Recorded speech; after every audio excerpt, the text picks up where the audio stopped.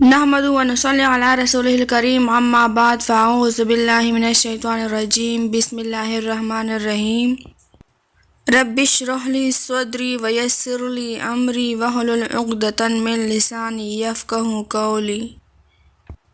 السلام علیکم پیارے دوستو، ہم اپنے اسلامک دنیا کے چینل کی امید کی کرن میں آپ سب کو خوش آمدید کہتے ہیں۔ امید ہے کہ میرے تمام مسلمان بہن بھائیوں خیر و عافیت سے ہوں گے۔ ہماری دعا ہے کہ اللہ تبارک و تعالی آپ سب کو خیر و عافیت سے رکھے۔ ناظرین کرامی، میں نے اللہ تعالیٰ کے صفاتی ناموں کا جو سلسلہ شروع کیا تھا، ان میں سے ہم ایک اور نام تفصیل سے بتائیں گے۔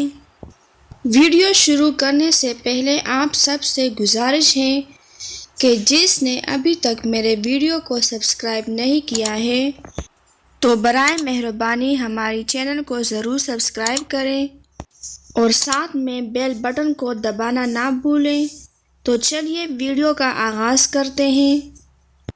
پہلا جو انمول موتی ہوتی ہے، آج کل اس کے تحت اللہ تبارک و تعالی کا جو بابرکت نام ہے، ان ناموں کے فوائد اور فضائل آپ سے شیئر کر رہے ہیں۔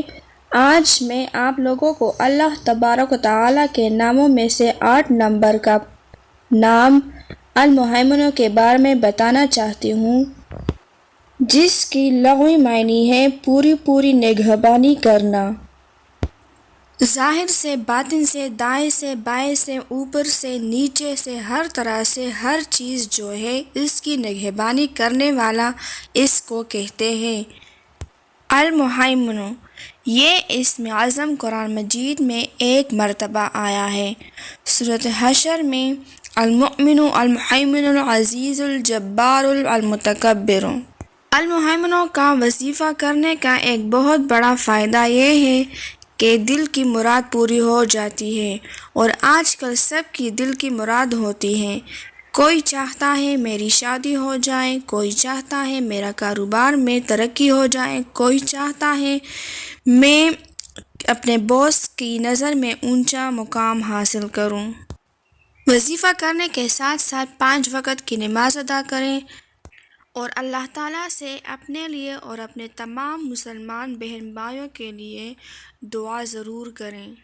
تو چلیں المہیمن پڑھنے کا آغاز کرتے ہیں کہ اس کو کس طرح اور کیسے پڑھنا ہے۔